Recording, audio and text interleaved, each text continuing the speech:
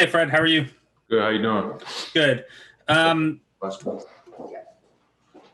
this year's been a little different for you guys. Obviously, forcing a lot of turnovers still and getting out and running, but you guys haven't been as effective finishing in transition, and that was the case a bit again tonight. Do you know what's going into that? Why you guys are maybe scoring a little less effectively on the run? No, I just gotta be better. It's gotta be better. Gotta get out and run. I think we struggled a little bit early, and that's changed some of the aggressiveness and not getting a whistle as much as we would like. But just gotta be stronger. Gotta run wider and harder and finish better at the rim and get to the rim, first instead of looking for the kick out three. So uh, something that we got to continue to get better at. And we've had times where we've been good and times where we haven't been good, but we're forcing the turnovers. We're certainly getting them, or it feels that way. As far as steals and blocks and runouts, just got to finish a little bit better. Cool. Thanks, Fred. No problem. Thanks, Blake. We'll go to Steven next. Hey, Fred. I was just wondering, like in that third quarter, there were just so many fouls called, that there were so many free throws. Did that kind of break the rhythm and flow of the game there a little bit for you guys? Yes. Yeah. I mean, listen, you watched it. I played it. I'll have to watch it again, but I mean, it is what it is. Nothing. We got to stop fouling. Is the answer I'll give you, and we got to continue to try to adjust to the way the game's being officiated. And what they shoot 33, we shot 34.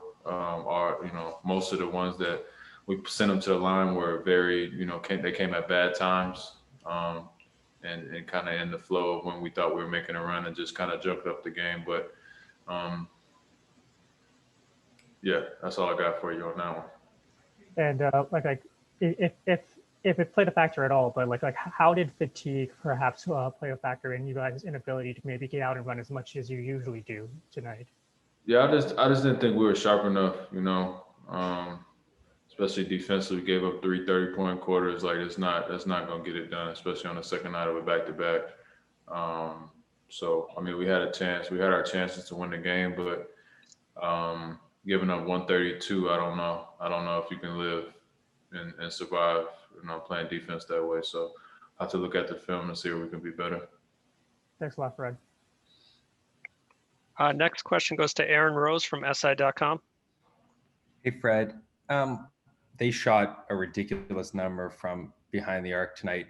How much of that do you think was luck for a team that isn't an elite three-point shooting team versus, open shots and maybe not hustling out on closeouts? Yeah, a little bit of both. I thought our game plan was our game plan conceded some of those looks early. I know Collins had 2 wide open ones to start the game. That was just kind of a result of what we were trying to do defensively. And then they got comfortable and it was just too late after that, and then we blew switches. We didn't fire out hard enough, but some of it was a result of our game plan and the rest was on us as far as not running off and running them, make them challenge. I mean, I don't care who it is shooting them. If you're wide open, this is the NBA. Guys are going to make those, and they got comfortable. And, it wasn't really anybody that didn't shoot them. Kevin Huerter had 5. He's a pretty good shooter. Gallinari's, a great shooter. He hit 2. Tony Snell hit 2. Solomon Hill hit 2. Like, these aren't guys that don't shoot threes. They're pretty good players, and we just didn't make them tough enough. If I can ask you a question not about tonight's game, but on Raptors Twitter, people are saying they don't want to vote for Raptors players because it's not worth sending you guys to the All-Star game. They want you guys to rest up, and they don't want to deal with COVID. What do you say to Raptors fans who don't want players going to the All-Star game? Would you be upset missing it? It's a very noble thing for our fans to do, and they care about us so much.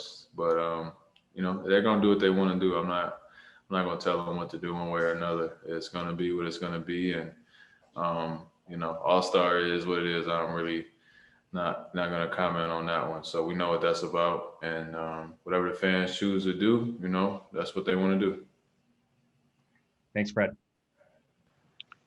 Next, we'll go to Andy from Tab Deportes in Puerto Rico. Hi, Fred. Well, tough loss, obviously. I wanted to ask you, actually, despite the loss, Chris had a great night tonight, and he played really well. I wanted to ask you just how you've seen him progress throughout the year. Obviously, he's quite young, but between him and Aaron, they've taken on the role of center. How have you seen him, and how's it been talking to him and seeing him on the court? Yeah, no, Chris was great tonight. 10 for 13, 10 boards, 2 blocks, a number of challenge shots at the rim. He was awesome. Didn't make all his free throws, but he was great for us tonight. Gave us a big spark, off the bench, and that's what we need him to do. He showed flashes this year. He's had runs where he was consistent, and then nights where he's not there. So, my challenge with Chris has just been the consistency, continue to get better at the little things. He's a hell of a talent and can get away with a lot of stuff, but just kind of coaching him through what it takes to be great every night and what we need from him, defensively, whether it's communicating, making the right reads, the plays that don't show up on the box score, because, when you look at the stat sheet, he fills that up with ease and just with his God-given ability. So just continue to challenge him to be better than he is. And I think the sky's the limit for Chris. And, we'll be right there with him in this corner. But as a point guard, I'm definitely on his case every day. And we have a great line of communication and trying to, be the best player he can be to help our team.